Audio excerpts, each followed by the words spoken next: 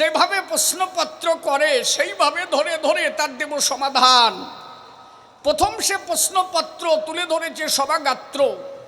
অত্র আগে সে কথা করি বিবরণ। ডেকে বলেছে সবার ঠাই বৈষ্ণব যারা যারা মালার মধ্যে নাম নিয়ে নাম করে তারা। আর মতু আর যে ভাবধারা ও তো মোটে ভালো নয়।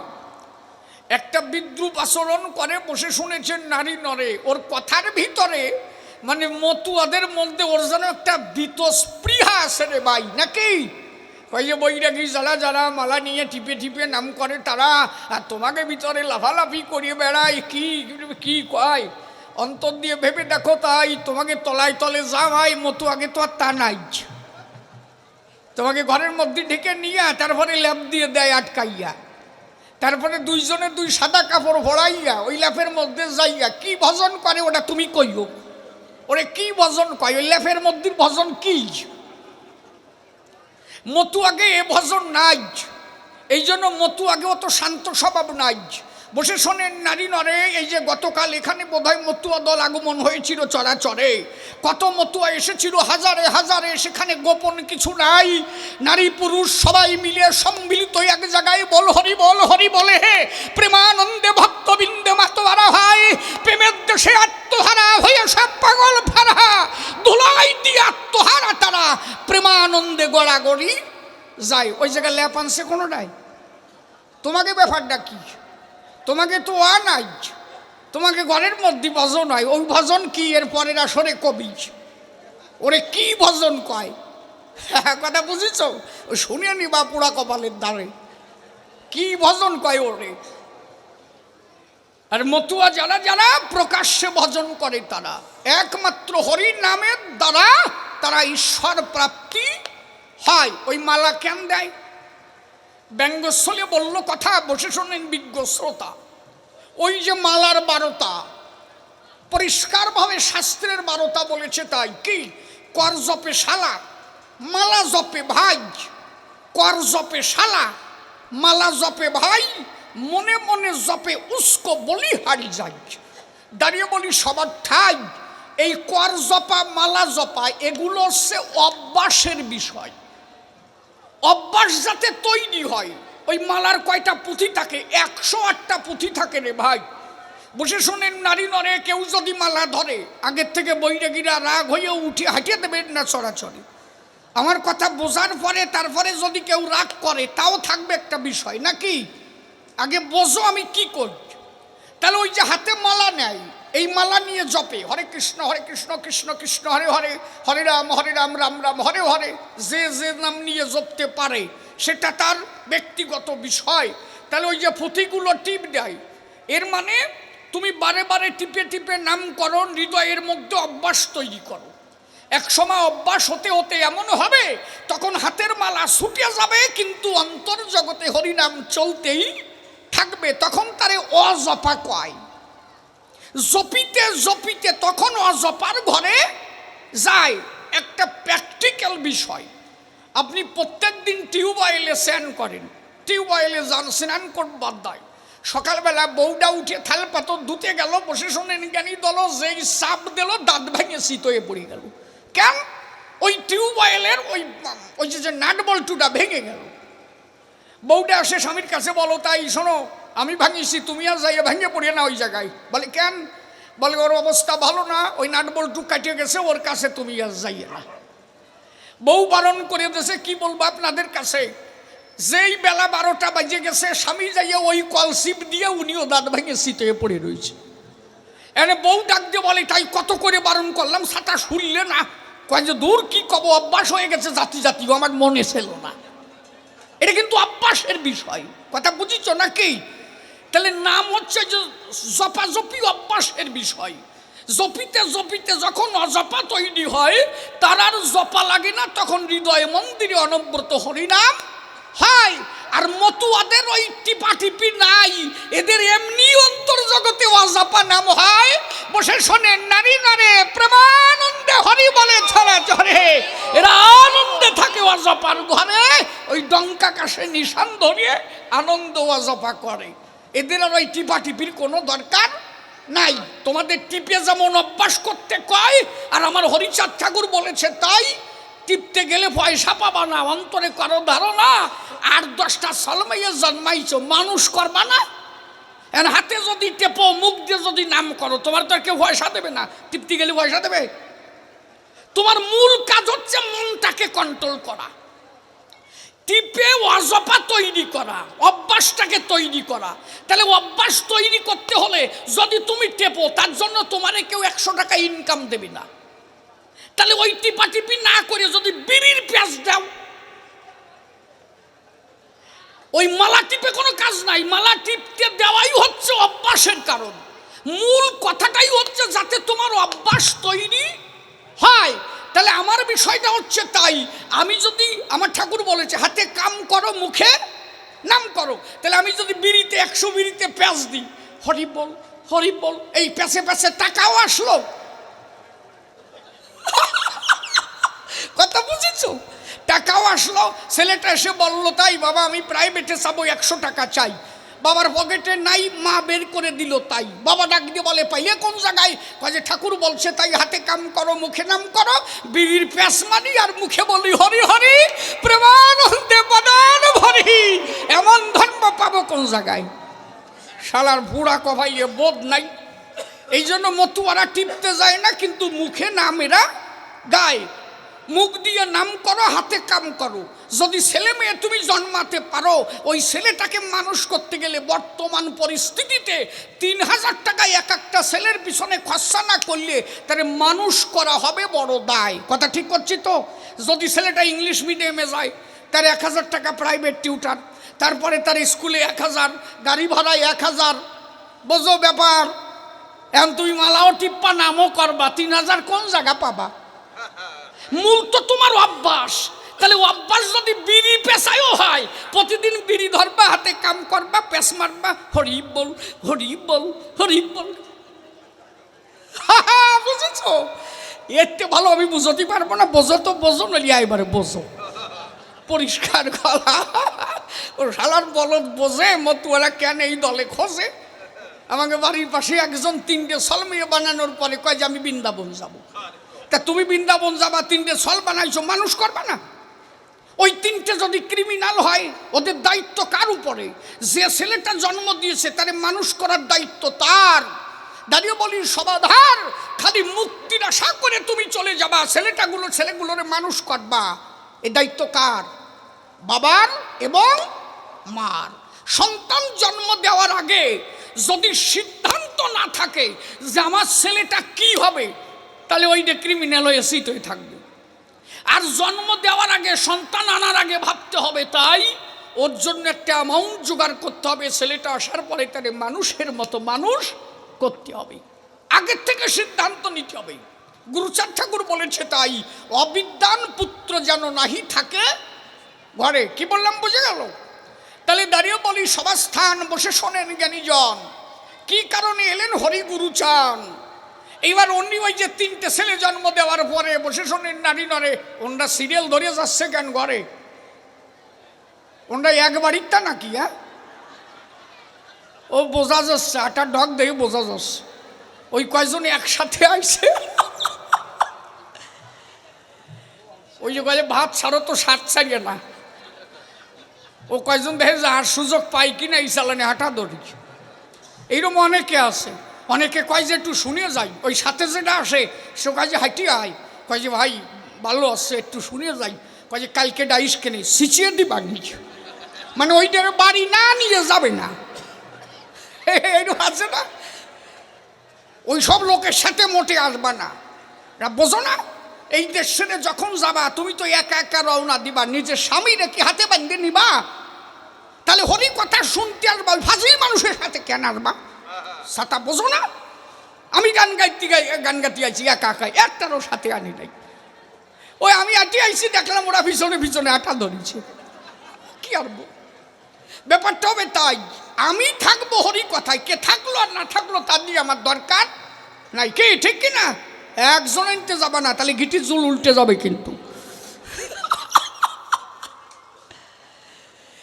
তাহলে বসে শোনেন জ্ঞানীজন। এইবার ওই যে 3জন বাবার কাছে বলে বচন, বাবা তুমি যদি যাও আমরা কি করি এখন? বড় ছেলে বলে তাই আমার দরকার নাই, আমি এখন বৃন্দাবন যাব, আমার যেতেই হবে, বাড়ি থাকার কায়দা নাই। বড় ছেলেটা কেবল 12 ক্লাস পাস করেছে, ও মনে মনে ভাবছে বাবা যদি আর কয়টা বছর পরে বৃন্দাবন যেত, অন্তত আমার বিয়ে পাসটা হলে একটা কাজ টাজ হইতো। দেখো, এই জন্য হরিচাঁদ ঠাকুর বলেছে মুক্তির আশা করা যাবে না, অদীক্ষিত না করিবে তীর্থ পর্যটন, মুক্তি স্পৃহা শূন্য। স্পৃহা শূন্য মানে মুক্তির আশা শূন্য। আমি মুক্তি পাবো, স্বর্গে যাব, তা যে কটা জন্মাইছি সে কটা মানুষ করবে না? খালি মুক্তি পাইয়ে স্বর্গে যাব, আমি স্বর্গে যাইছি তো থাকবো, আর সল কটা সলমাইয়া খুঁটিয়ে খাবে তাই করবো? কথা বুঝেছ নাকি? কথা কই আর পরিষ্কার কথা শোনো। আর ওই বুড়ি ওঠে কেন? গোনো গোনো চুপ করে শোনো, বোঝে না, বই ভাষা ভালো না, বোঝেই না। হ্যাঁ, তাহলে দাঁড়িয়ে বলি সবার ঠাই। এইবার ওই যে রওনা দেয়, উনি নতুন দীক্ষা নেছে, গুরুদেব ভাব ধরায় দেশে, এখন ওনার জাতি হবে, ওনার বাড়ি থাকার কায়দা নাই। বড় ছেলে বাবার কাছে বলে তাই 30,000 টাকা দাও, তুমি তো চলে যাবা, দুটো ভাই, অন্তত ওই দুটো ভাইরে আমি মানুষ করতে চাই, বাবা মরিয়ে গেলি বড়দাদাই তো বাবার মতো হয়, তাহলে আমি ওকে মানুষ করবো, ভয় নাই, তোমার যখন মুক্তির আশা এসেই গেছে যাও। বড় ছেলে মনে মনে ভাবে তাই কি করবো, আমার তো কোনো ব্যবসা জানা নাই। ও কি করলো, 50,000 30,000 টাকা দিয়ে 3টে ফাটা কিনে বাড়ি আনি রেখে দিল। কি আর হাসিয়া বড় ক্যান্সারটা, ও কি কাজ জানে নাকি? কি ও গাছে ফাটা নিয়ে বাঁধে রাখছে, মানুষের ছাগল আসে। এই জায়গায় দেখলাম কিনা যেন হুসিছে, আর আমার ওই জন্যই ওই গল্প মনে পড়েছে, এখানে পুষিছে দেখলাম না, আমি ওনারে করছি না, এটা আমার গল্পের ফাটা, বুঝছিস? এখন ওই লোক তো পুষিছে, এখন ওই যে উনি বৃন্দাবনে রওনা দেশে, আর কয়জন ছাগল নিয়ে আসতেছে। যে লোক বৃন্দাবন যাচ্ছে ওনার নাম অমূল্য মণ্ডল, আর বড় ছেলের নাম নিমাই মণ্ডল, ছোট ডনের নাম অনাদি মণ্ডল। এখন ওই ছাগল নিয়ে আসতেছে অমূল্য, ওই টিপতি উনি বৃন্দাবন যাচ্ছে, আর ওই ছাগল আলা অমূল্যরে করছে দাদা এই জায়গায় অমূল্য ভাটার বাড়ি কোনটা? অমূল্য কয় যে তো শালা জাত মারিছে, কয় যাই কি বলিস কি, আমার নাম অমূল্য মণ্ডল। বলে দাদা মণ্ডল টাইটেল ছিল, কিন্তু যেদিন থেকে ফাটা ফোসা ধরলো ওই মণ্ডল টাইটেল পাল্টে যাই এখন ফাটা টাইটেল দেওয়া হইল। অমূল্য মালার জোলা ফেলাই দিয়ে বলছে আমি বৃন্দাবন যাব না, তুই ফিরে যা, ছাগল নিয়ে আমার বাড়ি যাস। ও বাড়ি যে ছেলেরে বলে তাই তাড়াতাড়ি ছাগল ব্যাস, শালা আমার মণ্ডল টাইটেল বাদ দিয়ে ফাটা টাইটেল আরম্ভ হয়ে গেছে। তার মানে কি, ছেলে যদি তোমার মানুষ না হয়, ছেলেটাকে যদি মানুষের মতো মানুষ না করতে পারো, মরার পরেও তুমি গালি খেতে পারো। ছেলে যদি অমানুষ হয়, বাবা যদি চলে যায়, তারপরেও মানুষে কয় শালা যা জন্মাই হয়ে গেছে না, ওই শালা গালাগালি তার জন্ম ভরে শুনতে হয়। এই জন্য গুরুচাঁদ ঠাকুর বলেছে তাই হাতে কাম করো, মুখে নাম করো।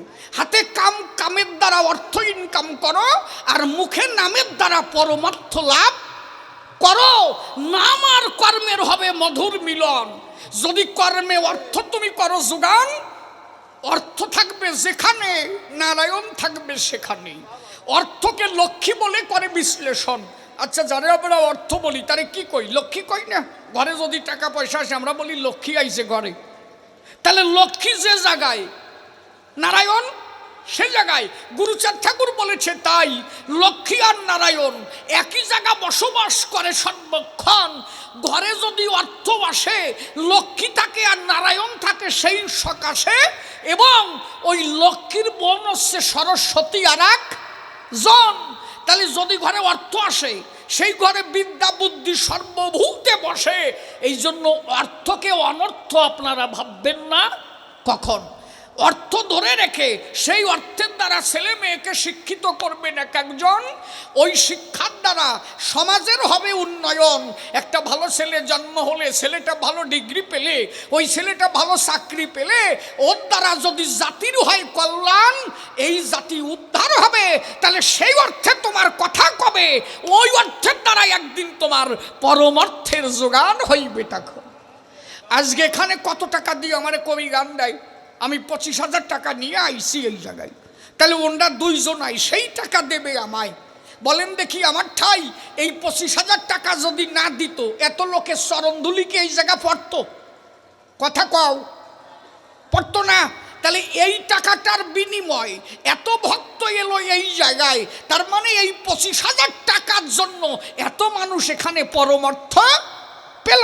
তাহলে এই টাকাটা যদি না থাকতো আজকে কবি গানও হতো না, এত হরিভক্তকে এই জায়গায় আসতো।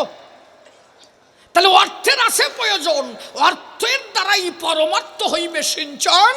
যদি সেই অর্থ পেয়ে কেউ বাজে পথে ব্যয় না করে, অর্থ পেয়ে যদি চুল্লু গেজা খেয়ে ফেলায় চরাচরে, সেই অর্থ অনর্থ হয়ে যাবে চরাচরে। আর অর্থ পেয়ে যদি মাতা পিতার সেবা করে সর্বক্ষণ, অর্থের দ্বারা ছেলে মেয়েকে শিক্ষিত করে সর্বজন, অর্থ পেয়ে যদি সমাজের করে উন্নয়ন, অর্থ পেয়ে যদি কোনো দুঃখী লোকের জীবন করে ধারণ, সেই অর্থের দ্বারা তুমি একদিন পরমার্থ পাইবা শোনবা সাধন। গুরুচাঁদ ঠাকুর বলেছে তাই। এই জন্য আগে অর্থকে অটুটভাবে ধরে রাখা চাই। কথা বুঝিছ মা? এতে সূক্ষ্ম ধর্ম আর কিছু নাই, পরিষ্কার কথা। কথা বুঝিস? হ্যাঁ, ডাক দিয়ে বলেছে তাই। কি সূক্ষ্ম সনাতন কেন কয়? প্রভু আমার বলেছে তাই। দেখেন, ছিল ধর্ম সনাতন, কিন্তু জাতাজাতি গেল না। কি কারণ? কেন হলো সূক্ষ্ম সনাতন? এই পাঞ্জাবিটা কিনেছি, হাত ঢুকতি ছিঁড়ে বেলাইছে। কালকে সেলাই করে দিস হাতা, খালি গনো গনো উঠি আসতেছে। ওই দুইজন ওই দেখ উঠি আটা দিচ্ছে। ওনারা যে কোন দলের লোক কেটা জানে। যাগে না, কেউ যদি জাতি চায় তাহলে তো ধরে রাখা যায় না। ওই যে মালদায় ধরে রাখি, কি জ্বালায় পড়ছিলাম দেখছিস? ওইরকম মালদায় গান গাচ্ছি, এক বুড়ি ওইরকম উঠি হাঁটা দিচ্ছে, দাপট দিছি, বুড়ি বসে পড়েছে। আবার যেই গল্প দিছি উনি বসলি কি হয়, উনি যে কি জন্য যাচ্ছে ছাতা তো আমি বুঝি নাই। বয়স্ক মানুষ কত সময় বসে থাকবে? 2 ঘন্টা গানের পরে ওনারা হয়তো চাপ দিছে, আমি তো বুঝি নাই, ছাতা বোঝো না। উনি যেই হাঁটাল দিচ্ছে, দাবত দিছি, বসে গেছে। উনি বসলি কি হয়, তলায় তো আর বসে নাই। উনি জল ছাড়িয়ে দিচ্ছে, এক বুড়োর ভাষা পিছিয়ে গেছে। বুড়ো কয় যে গানের ছাটা বন্ধ, আর আমার ভাষা বেজে কেন? ওই বুড়ি কয় যে কি করবো, কতবার উঠতে চাইছি, উঠতে দেয় না, জাগাতে ছাড়িয়ে দিচ্ছি। ছাতা কও, কথা কোষ, কথা কোষ, এ কি আমার দোষ? হ্যাঁ, ওই দুইজন উঠে গেল তাই আমার মনে পড়লে কি আমার দোষ? তাহলে বসে শোনেন নারী নরে, কেন সূক্ষ্ম সনাতন বলে মতুয়া ধর্মটারে, তাই তো? এইবার শোনেন। আচ্ছা, আদি হতে ছিল সূক্ষ্ম সনাতন। এই সনাতন আপনারা বসে শোনেন জ্ঞানীজন। তাহলে এই সনাতন ধর্মের মধ্যে জাতাজাতি থাকলো কি কারণ? এইটা হচ্ছে বিচার বিশ্লেষণ। তারক গোসাই তাই কলম ধরে করেছে লিখন। কি লিখেছে তারক গোসাই? সর্বধর্ম লঙ্ঘি এবে করিলাম স্থূল, শুদ্ধ মানুষেতে আরতি এই হয় মূল। কথা বোঝা যাচ্ছে আমার? কি সর্বধর্ম লঙ্ঘি মানে এ পর্যন্ত যত ধর্ম আছে সব ধর্ম লঙ্ঘন করে দিলাম। কারণ সনাতন ধর্ম আদি হতে ছিল। আপনারা জানেন জ্ঞানী দল, তাহলে ধর্ম যদি হয় সনাতন, তার মধ্যে জাতাজাতি থাকবে কি কারণ? এই নমশূদ্র মানুষ যারা বসে শোনেন, আপনারা যখন কোনো মন্দিরে ঢুকতে যেত, সনাতন ধর্মে যদি সবাই সমান হয়, দাঁড়িয়ে বলি সবার ঠাই একই সনাতন ধর্ম যদি হয়, তাহলে এই মানুষগুলো মন্দিরে ঢুকতে গেলে ধাক্কা দিয়ে ফেলালিয়ে কেন কাউ দেখি আমায়? কথা বোঝা যাচ্ছে আমার? কালীর প্রতি আমারও যে অধিকার, তুমি ব্রাহ্মণ হলেও তোমার সেই অধিকার। একই ধর্ম সনাতন, কিন্তু আমার মানুষ এই অনুন্নত সম্প্রদায় এতদিন পর্যন্ত তারা বঞ্চিত থাকলো কি কারণ? এতদিন পর্যন্ত তাদের অধিকার দেওয়া হলো না কি কারণ? অধিকার পেল কবে? হরি গুরু চা দিল যবে। এই জন্য তারক গোসাই বলেছে কি, এ পর্যন্ত ছিল সনাতন, কিন্তু সনাতন ধর্মে থেকেও এরা অধিকার, ধর্মের অধিকার পায় নাই কখন? দাঁড়িয়ে বলি সভাতলে বসে শোনেন জ্ঞানী দলে, তাই ধর্মের অধিকার ফিরাই দিতে এসেছিল মহিতলে আমার শ্রী হরিচরণ। হরিচাঁদ ঠাকুর এসে বলল, তাই প্রকৃত ধর্মতত্ত্ব তোমাদের শোনা চাই। সর্বধর্ম লঙ্ঘিয়ে করিলাম স্থূল, শুদ্ধ মানুষেতে আরতি এই হয় ভুল। জীবে দয়া নামে রুচি, মানুষেতে নিষ্ঠা, ইহা ছাড়া আর যত সব ক্রিয়া ভ্রষ্টা। হিন্দু হোক, খ্রিস্টান হোক, হোক মুসলমান, কোনো জাতাজাতি থাকবে না। যদি কেউ বলে হরি প্রেমের বান, সেই হরি নামে মতুয়ারা মাতোয়ারা হয়ে যান। তিন করি মুসলমান ছিল বসে শোনেন জ্ঞানী দল, ওরা কান দিয়ে সে মতুয়া হলো। আর ওই যে মির সাহেব যিনি বসে শোনেন জ্ঞানী গুণী, খ্রিস্টান ধর্ম ত্যাগ করে মতুয়া ধর্ম গ্রহণ করলেন তিনি আমরা জানি। তাই বসে শোনেন নারী নরে অক্ষয় চক্রবর্তী ছিল বসে শোনেন জ্ঞানী দল, তার পইটা খুলে মতুয়া হলো। হরিগুরু চাঁদ ঠাকুর তাই বলেছিল কি, এতদিন পর্যন্ত সনাতন ছিল কিন্তু মানুষে মানুষে মিলন ঘটাতে পারে নাই। এইবার হরিচাঁদ আসার পরে আর ব্রাহ্মণ, ক্ষত্রিয়, বৈশ্য, খ্রিস্টান, মুসলমান কিছু নাই চলাচলে। ৩৬ জাতি ওরা কান্দি গিয়ে এক পাতে প্রসাদ খেতে পারে। বল হরি বল, হরি বলে প্রেমানন্দে বাহু তুলে, আনন্দে ভক্ত বিদ্ধে ৩৬ জাতি এক পাতে প্রসাদ খায়। এই জন্য এই ধর্মটাকে সূক্ষ্ম শব্দ ব্যবহার করেছে ওই জায়গায় যেখানে কোনো জাতাজাতি নাই। এতদিন পর্যন্ত ছিল সনাতন, কিন্তু তার মধ্যে জাতাজাতি ছিল সর্বক্ষণ। এইবার হরিচাঁদ ঠাকুর সূক্ষ্ম সনাতন ধর্ম দিল, কোনো জাতাজাতি নাই, একমাত্র হরি নাম দিয়ে জগৎ। কথা বুঝিস? এর পরিষ্কার, কোনো ভেজাল নাই। তারপরে বলেছে ধর্মসভার গায়ে। তাহলে মূল ঈশ্বরকে পেতে গেলে কিসের দরকার? হরিচাঁদ ঠাকুর কয়টা বাণীর মধ্যে করলো পরিষ্কার।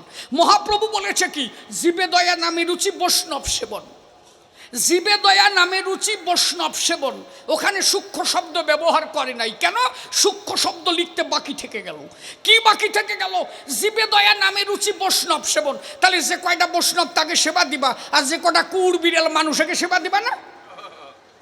কথা বোঝা যাচ্ছে কি? মহাপ্রভু বলেছে জীবে দয়া নামে রুচি বৈষ্ণব সেবন। আচ্ছা, বিশ্ব পৃথিবীতে বৈষ্ণব কয়জন বলতে পারো? Australia, America, France, German, Russia, Holland, ওই একবারে কতগুলো কইছি তা ঠিক নাই, ওই ওতে অনেকগুলো হয়েছে। আচ্ছা, এর মধ্যে বৈষ্ণব কয়জন? বৈষ্ণব ধর্মের প্রবর্তক যিনি মহাপ্রভু হলেন তিনি। তাহলে বৈষ্ণব যদি জানতে হয়, আমাদের ভারতবর্ষে কিছু পাবো, বাইরে কিছু পাবো। সমস্ত মানুষ তো বৈষ্ণব নয়। অল ওয়ার্ল্ডের মধ্যে যদি ১০০ মানুষ থাকে, আমি সাপোজ বলছি ১০০ কোটি মানুষ থাকে কি ২০০ কোটি মানুষ থাকে, তার মধ্যে বৈষ্ণব মানুষ ১ কোটি। ১ কোটির বেশি তো হবে না, না ২ কোটি, নয় ৩ কোটি। তাহলে আরো যে ৯৭ কোটি মানুষ, তারা কি হবে? তাহলে মহাপ্রভু বলেছে কি, জীবে দয়া নামে রুচি বৈষ্ণব সেবন, ইহা সারা ধর্ম নাই শোনো সনাতন। আর আমার হরিচাঁদ ঠাকুর বললো কি, না এই কথা চলবে না। এখন কি, জীবে দয়ার নামে রুচি, মানুষেতে নিষ্ঠা। সে যে মানুষ হোক, হিন্দু হোক, খ্রিস্টান হোক, মুসলমান হোক, যে যেখানেই থাক, মানুষকে তোমার ভালোবাসতে হবে। তুমি যে মানুষ, তুমি নমশূদ্র না, তুমি মুসলমান না, তুমি খ্রিস্টান না, তুমি ইহুদি না। মনে রেখো, তাই স্রষ্টা যখন তোমাকে পাঠিয়েছে, মানুষ করে পাঠিয়েছে। বনগাঁ হাসপাতালে যদি একটা ছেলে জন্ম নেয়, আমি শিশির নিয়ে গেলে ও নমস ছেলে হয়ে যায়। যদি একজন মুসলমান নিয়ে যায়, ও মুসলমানের ছেলে হয়ে যায়। স্রষ্টা যখন ওরে পাঠাইয়েছে, কোনো জাতি করে পাঠাইয়েছে ধরাই, তার কাছে কোনো জাতি নাই। এই জন্য হরিচাঁদ ঠাকুর সূক্ষ্ম তত্ত্ব ধরে দিয়েছে কি, বৈষ্ণবতে নিষ্ঠা না, জীবে দয়া নামে রুচি, মানুষেতে নিষ্ঠা। সে যে মানুষ হোক, মানুষের নিষ্ঠা চাই। ভেবে দেখো, তাই একমাত্র এর থেকে সূক্ষ্ম তত্ত্ব আর কিছু নাই। কথা বুঝেছ? এর পরিষ্কার। মানুষ দেখলে তোমার ভালোবাসতে হবে। আগে তোমাকে মনে করতে হবে, ও খ্রিস্টানও না, ও মুসলমানও না, ও ইহুদিও না, আমি জানি ও মানুষ, এবং ওর ধর্ম হচ্ছে মনুষ্যত্ব। দাঁড়িয়ে বলি সভাস্থান। এই জন্য হরিচাঁদ ঠাকুর দিয়েছে ধর্ম সূক্ষ্ম সনাতন। বসে শোনেন নারী নরে, আরো কথা বলবো, আসরে মনে আছে বাবা, সুর সন্ধ্যাখান গান গাই, গানে গানে আরো জবাব দিতে চাই নাকি? মারা বারবার বলছে ধুয়ো দাও দেবো কয়ে নেব না সেটা খালি কয়ে যে ধুয়ো দাও দিচ্ছে নাও ধরো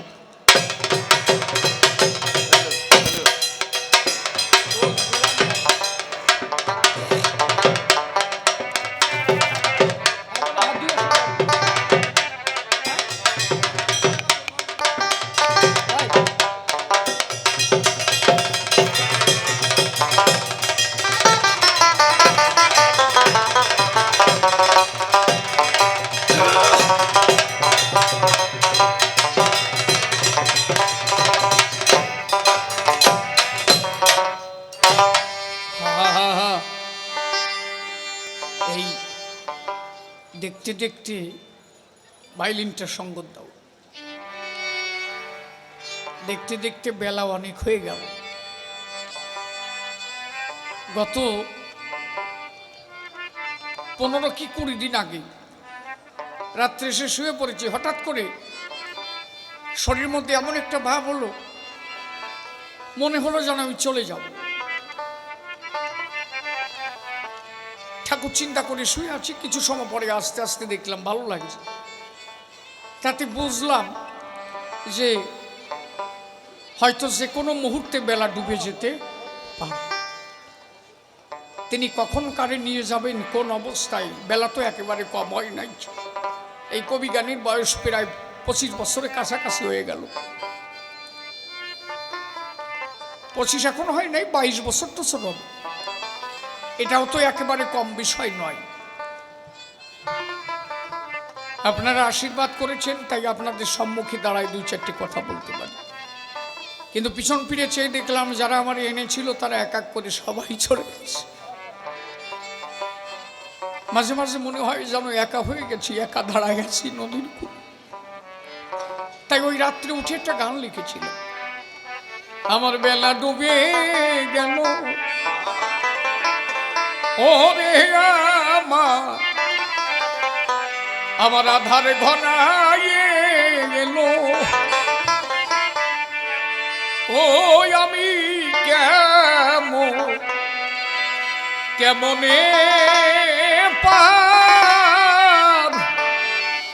পার হব রে ভাবি তাই আমার বেলা ডুবে গেল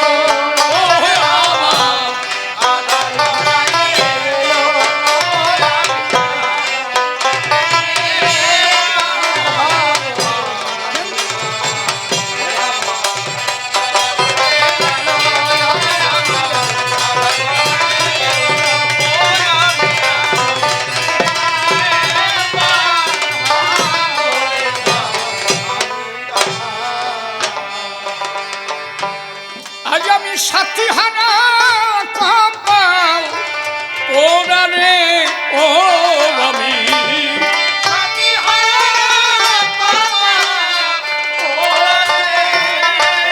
ও আমি আমি সাথী হানা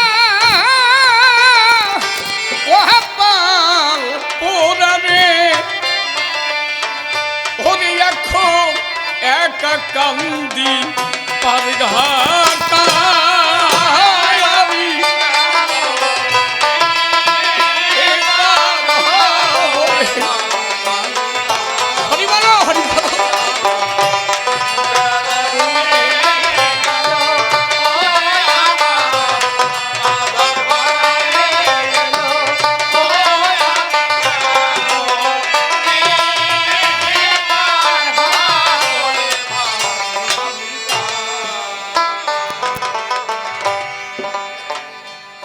কত খেলা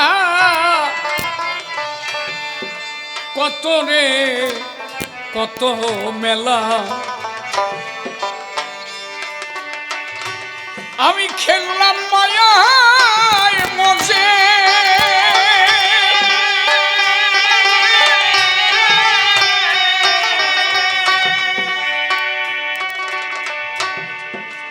এখন সবাই ছেড়ে গেছে গেছে আমায় রে এখন সবাই ছেড়ে গেছে গেছে আমায় রে দয়াল আমার বিপদ বুঝে কত খেলা কত রে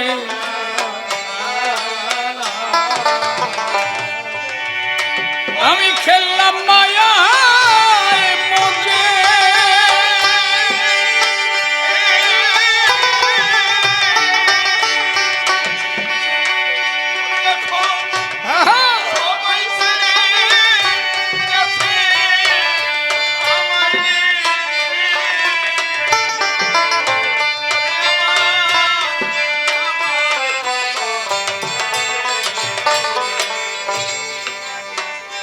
ওরে কত খেলা কত রে কত মেলা আমি খেললাম মায়ায় মজে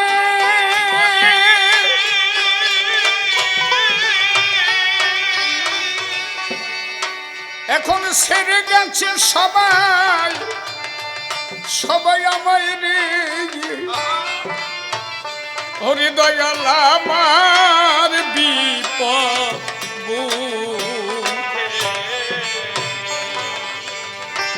ও দেখি কেউ নাই আমার আগে পাশে রে ও দেখি হরিবল হরিবল হরি হরিবল হরিবল ও দেখি কেউ নাই আমার আগে পাশে রে ওরে আমি কার কাছে গিয়ে দাঁড়াই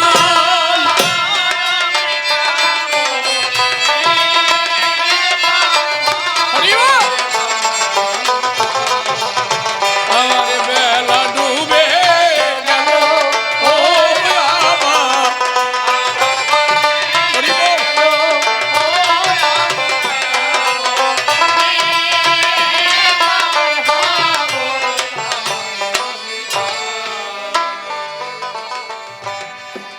ওরে ভাই বন্ধু আমার ছিল যারা তারা সবাই ফেলে গেছে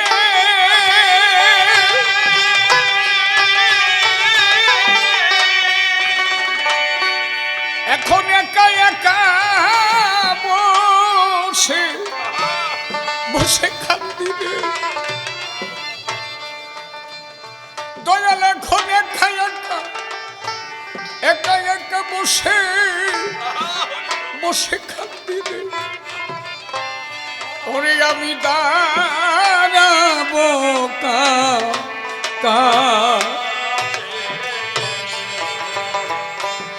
ওরে ভাই বন্ধু আমার ছিল রে সাদা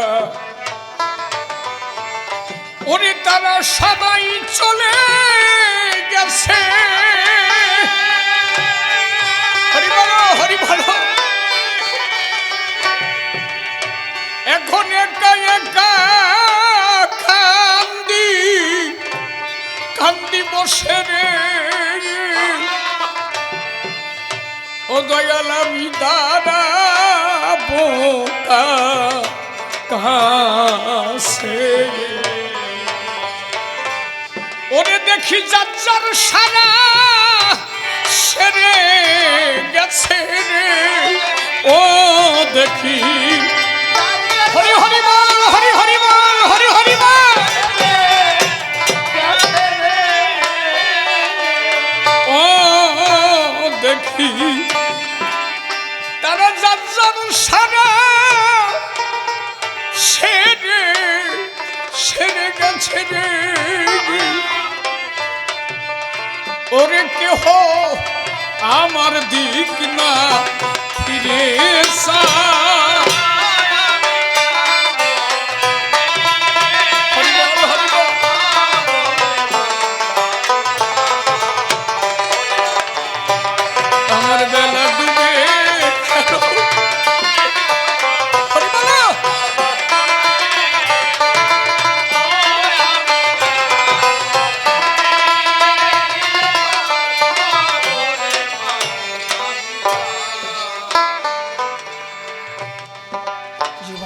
শেষ প্রান্তে এসে দাঁড়িয়ে দেখলাম যাদের নিয়ে এসেছিলাম তারা এক এক করে সবাই বিদায় নিয়ে চলে গেল। আমি যাদের সাথে নিয়ে এসেছিলাম তারা এখন আর কেউ নাই। পঞ্চ জ্ঞানেন্দ্রিয় পঞ্চ কর্মেন্দ্রিয় তারা অসার হয়ে গেল। যে মুখে এত কথা বলতে পারতাম এখন মুখে কথা বলতে বাধা দেয়। তার মানে আমার বদন আমারে ডেকে বলে, বন্ধু আর বেশি দিন তোমার সাথে আমি নাই। যে চরণে এত হেঁটেছি এখন হাঁটতে গেলে পড়ে যাই। তার মানে চরণও ডাকিয়া বলে, বন্ধু আর কতদিন চলব তোর দলে, আমারে বিদায় দে, আমি দেশের মানুষ। যে নয়নে আমি দেখেছি নয়ন আর দেখিতে চাহে না, নয়ন কহে বন্ধু বিদায় না, আর দেখিতে চাই না।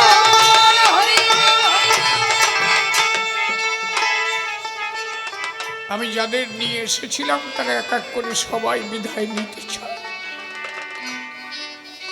জীবনে এমন কিছু আমি করি নাই যে তাই আমার পথের সম্বল হয়ে যাবে।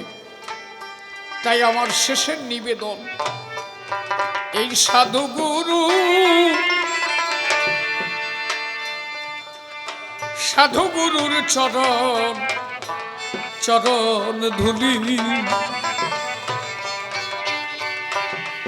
আমার ভব পারের খনি।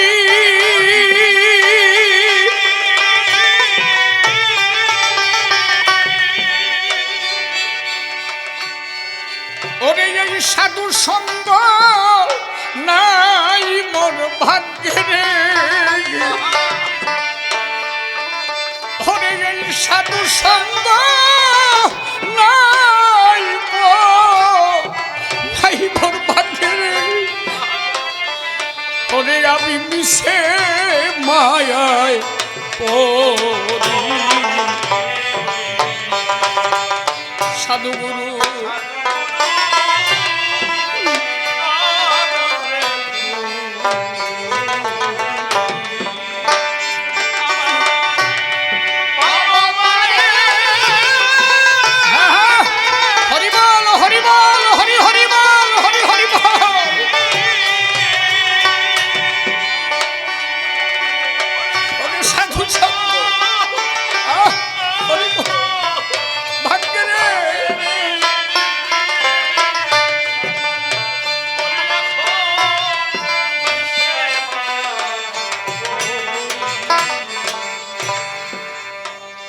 তোমরা তোমরা দাও দাও সাবে আমায় ছড়ন ছড়ন ধুলিরে।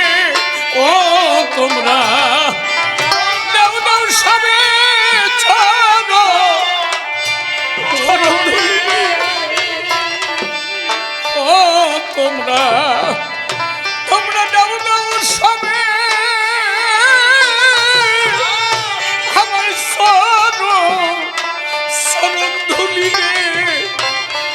ওরে আমি ভিখারি অভাগা।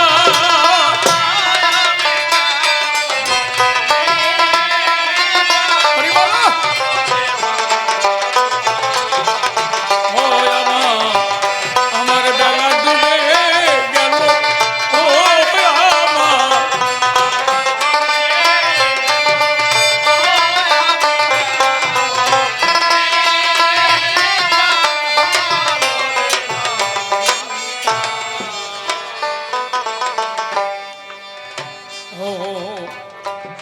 অধম শিশির বলে আমি আজ আমি সম্বলবিহীন, সম্বলবিহীন একজন। আমি এসেছিলাম এই দেশে, চলে যেতে হবে মোর পরবশে। বিদেশের বাণিজ্যের আসে আসিয়া পরবাসে হারিয়ে ফেলেছি সেই স্বদেশে।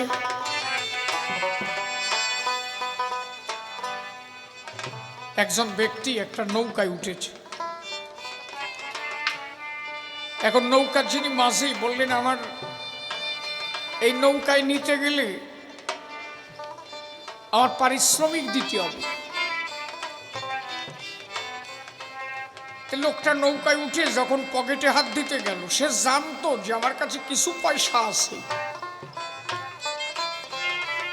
কিন্তু পকেটে হাত দেওয়া মাত্র হঠাৎ করে দেখলো কে জানো আমার পকেট কেটে সব নিয়ে চলে গেছে।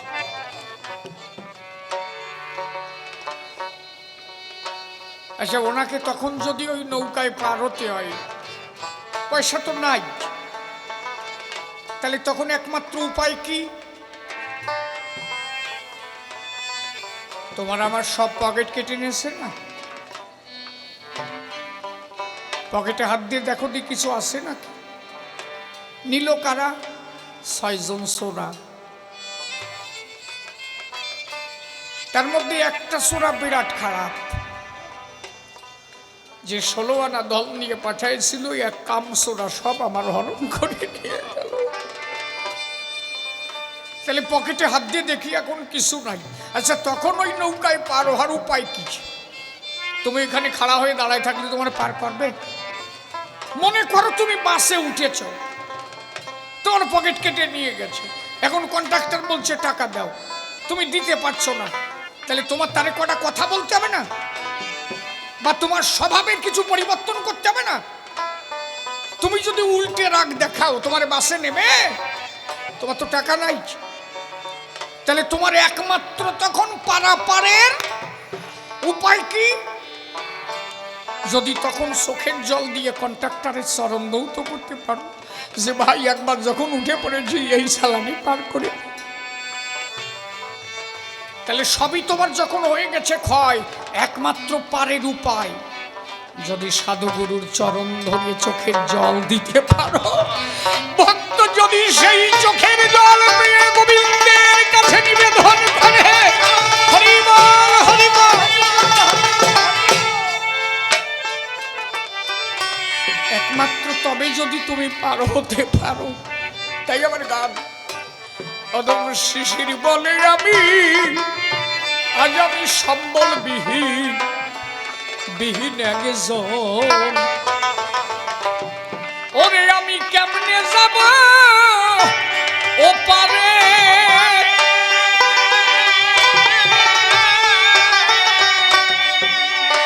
তোমরা চরণ ধুলি দিয়ে আমার শিরে রে আমায় আশীর্বাদ দাও।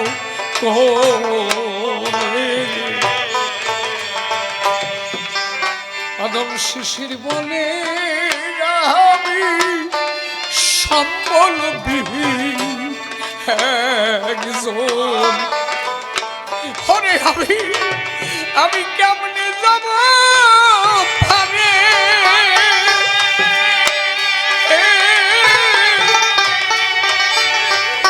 ওরে ভক্ত চরণ ধুলি দিয়ে শিরে আমায় আমায় আশীর্বাদ দাও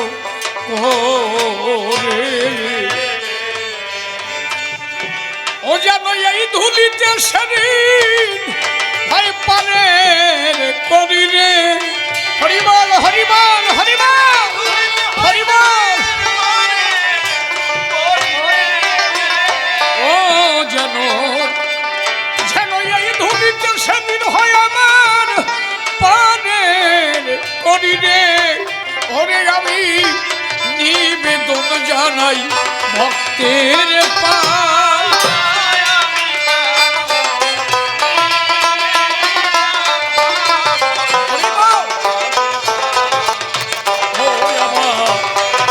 আমার বেলা ডুবে গেল, ও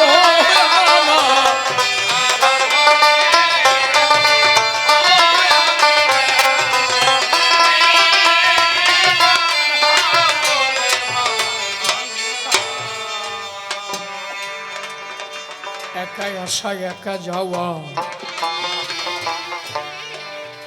ভেবে দেখো মন সাথী তুমি ভেবেছিলে যাদের এক একজন,